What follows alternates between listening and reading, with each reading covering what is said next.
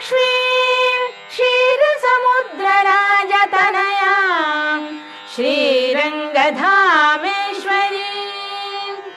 दासीभूतसमस्तदेववनितां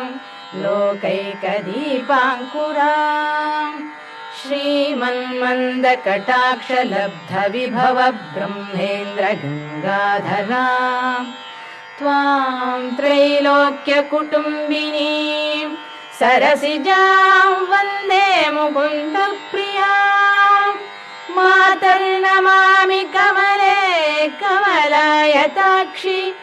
श्रीविष्णुहृत्कमलवासिनि विश्वमातः क्षीरोदजे कमलकोमलगर्भगौरी लक्ष्मी प्रसीद सततं